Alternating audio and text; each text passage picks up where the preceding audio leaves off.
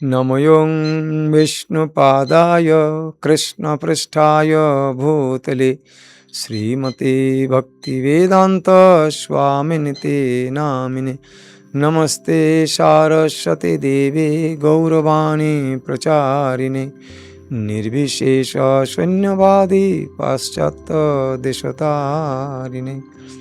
हरे कृष्ण।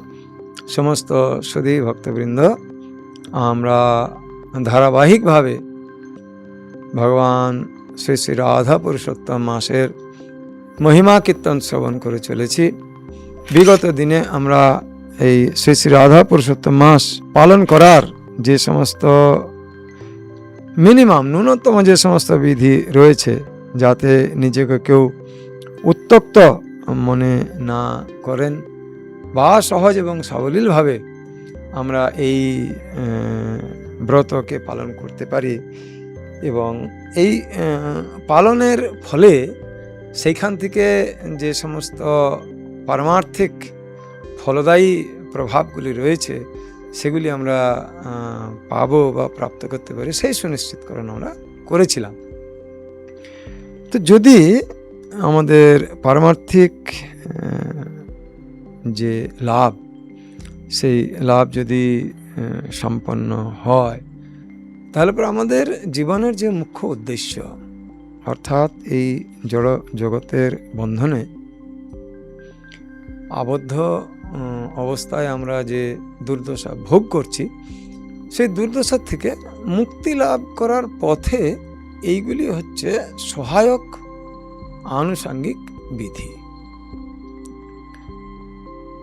তো বিগত পর্বটিতে আমরা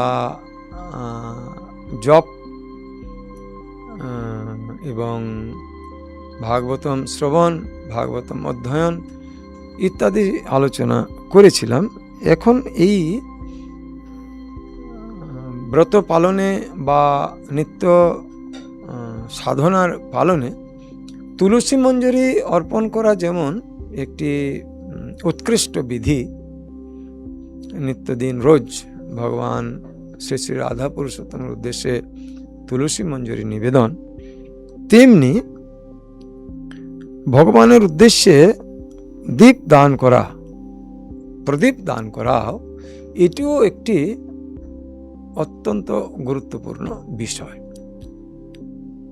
তো যখন আমরা ভগবানকে ফুল, পুষ্প এবং তুলসী মঞ্জরি অর্পণ করি, তো সেক্ষেত্রে ভগবান শ্রী পুরুষোত্তমের উদ্দেশ্যে যে মন্ত্রগুলির কথা বর্ণনা করা হয়েছে, তো সেই মন্ত্রগুলিরও এক একটি বিশেষ বিশেষ মহিমা বা মাহাত্ম্য আছে। তো আমাদের মুনি ঋষিগণ সেই সমস্ত মন্ত্র এবং বিধিগুলিকে পালন করে তারা নিজেরা আমাদের কাছে বর্ণনা করেছিলেন যে কিভাবে আমরা সেখান থেকে ফল লাভ করতে পারি।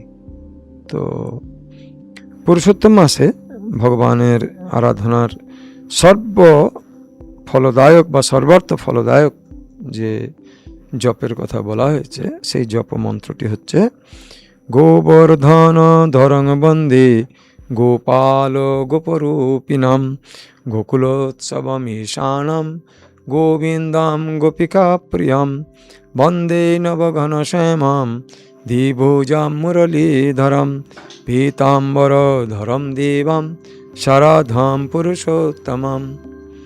33 বার এই মন্ত্রটি জপের বিধান রয়েছে। তো শ্রী পুরুষোত্তম মাসে এই মন্ত্র ভক্তিপূর্বক জপ করে শ্রী পুরুষোত্তম দেবকে প্রাপ্ত করা যায়। নবঘন দ্বিভুজ মুরলীধর পীতাম্বর শ্রীকৃষ্ণকে শ্রী রাধার সঙ্গে নিয়ত ধ্যান করে পুরুষোত্তম মাস যাপিত করা আমাদের কর্তব্য। যিনি ভক্তিপূর্বক এইরূপ জপ সম্পাদন করে থাকেন, তো তিনি অবশ্য করেই এর থেকে প্রাপ্ত ফল এবং তার অভীষ্ট ফলও যদি কিছু থাকে সেইটিও তিনি প্রাপ্ত করতে পারবেন। এবারে পদ্মপুরাণে ভগবান শ্রী শ্রী রাধা পুরুষোত্তমের উদ্দেশ্যে দীপদান সম্বন্ধে বলা হয়েছে যে ভগবান পুরুষোত্তমের তুষ্টির জন্য দীপদান করা একান্ত কর্তব্য। সামর্থ্য অনুযায়ী ঘৃত প্রদীপ নতুবা তিল তৈল প্রদীপ দেওয়া উচিত। ঘৃত প্রদীপ হচ্ছে উৎকৃষ্ট, কিন্তু ঘৃত প্রদীপের সঙ্গে তিল তৈলের প্রদীপের কথা কেন বলা হলো না, বর্তমান কালে যেহেতু কলিযুগ হচ্ছে কলমসের যুগ, কলমসের চলতি কথায় ভেজালের যুগ বলা যেতে পারে। তো ভেজালের কারণে গব্যঘৃত, গাওয়া ঘি বা গোমাতার দুগ্ধ থেকে উৎপন্ন ঘৃত পাওয়া প্রায় দুর্লভ। তো ঘৃত প্রদীপ ভগবানকে যদি নিবেদন করা হয়, তার ফলে আমরা সেখান থেকে পারমার্থিক যে ফল লাভ করতে পারব।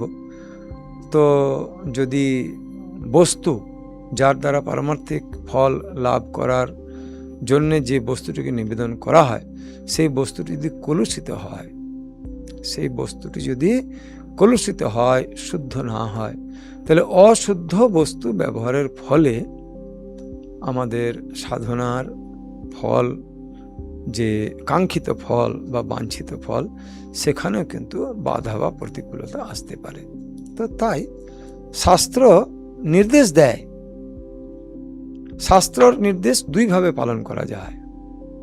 এক হচ্ছে মূলনীতি আর একটা হচ্ছে বিশদ-নীতি। তো মূলনীতি হচ্ছে পুরুষোত্তম মাসে ভগবান শ্রী পুরুষোত্তমের উদ্দেশ্যে দীপ প্রদান করাটি একটি অত্যন্ত মহত্বপূর্ণ এবং আবশ্যকীয় ভজনাঙ্গ। এটা গেল মূলনীতি। তো দীপদান কিসে করা হবে? তো পঞ্চরাত্রিক বিধিতে বলা হলো যে ঘৃতের প্রদীপ ভগবানকে নিবেদন করা হচ্ছে উৎকৃষ্ট।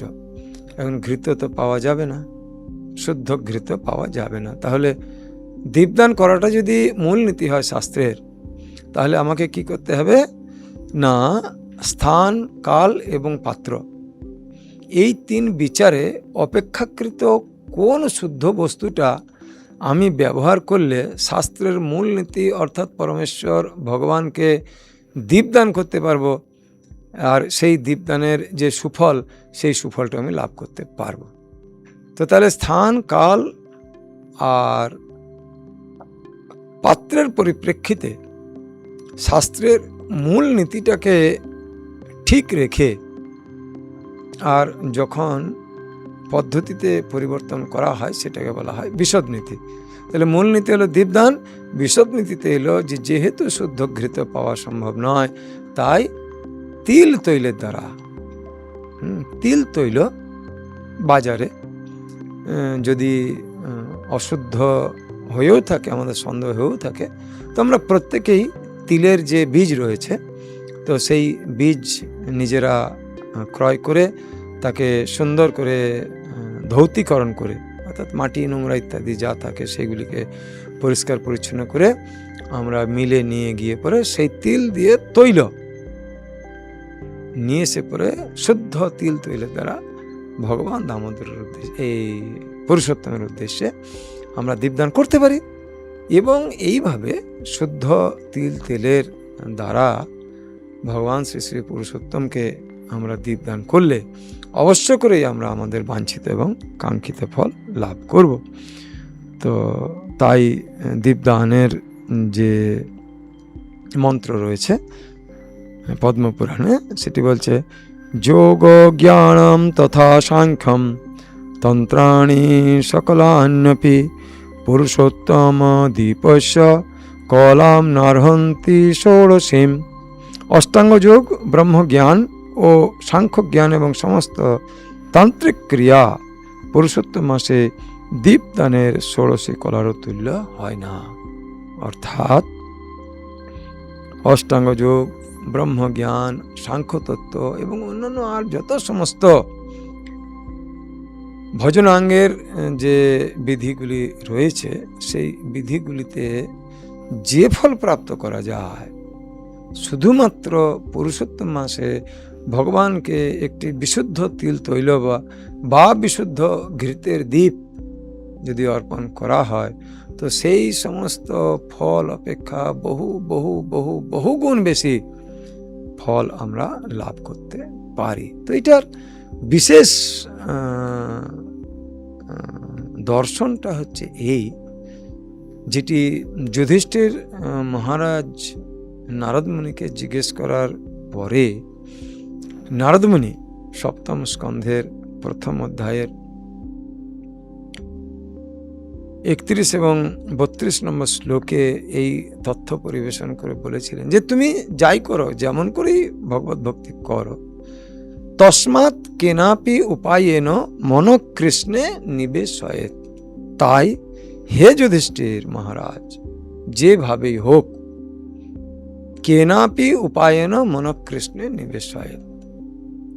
তো তাই যখন আমরা ভগবান পুরুষোত্তম শ্রীকৃষ্ণের উদ্দেশ্যে দীপদান করি, তো তখন তার শ্রীচরণে এতবার, তার শ্রী নাভিমণ্ডলে এতবার, তার শ্রী মুখমণ্ডলে এতবার, তার সর্বাঙ্গে এতবার। তো এই যে গণনার যে পদ্ধতি বলা আছে, গণনার পদ্ধতির সঙ্গে সঙ্গে আমাদের মস্তিষ্ক বা মন কোথায় কেন্দ্রীভূত হচ্ছে? গুনছি, কিন্তু গোনাটা কার সঙ্গে সম্পর্কিত? ভগবানের শ্রীচরণের সঙ্গে। শ্রীচরণে এতবার। তো আমরা যখন কাউন্ট করছি, তো আমাদের মন বা চিত্ত কোথায় কেন্দ্রীভূত রয়েছে? ভগবান শ্রীকৃষ্ণের শ্রীচরণে। এইটাই নারদ মুনি, ভগবানের একজন শুদ্ধ ভক্ত, তিনি বলেছিলেন কেনাপি উপায়েন। পদ্ধতিটা যাই হোক, ভগবান শ্রীকৃষ্ণের শ্রীচরণই হোক, তার শ্রী নাভিমণ্ডলী হোক, তার শ্রী মুখমণ্ডলী হোক, আর তার সর্বাঙ্গই হোক, এতে কোনো পার্থক্য হয় না। কারণ কি না, ভগবান স্বয়ং যেখানে অদ্বয় তত্ত্ব, ভগবান শ্রীকৃষ্ণ যখন স্বয়ং অদ্বয় তত্ত্ব, তখন তার সঙ্গে সম্পর্কিত যে কোনো জিনিস ভগবান শ্রী শ্রী পুরুষোত্তম বা ভগবান শ্রীকৃষ্ণ থেকে অভিন্ন। তাই ভগবান শ্রী পুরুষোত্তমের উদ্দেশ্যে আমরা যদি দীপদান করে থাকি, তো সেই দীপদানের সঙ্গে সম্পর্কিত ভগবানের সর্বাঙ্গের যে আমাদের নিষ্ঠা এবং ঐকান্তিক স্মরণ, সেই স্মরণটি আমাদের ভগবানের মূর্ত বিগ্রহের থেকে অভিন্ন বলেই প্রতিভাত হয় এবং তাই অনন্য এবং দিব্য ফল লাভ করতে পারি। হরে কৃষ্ণ, হরি বল। আজ এই পর্যন্ত।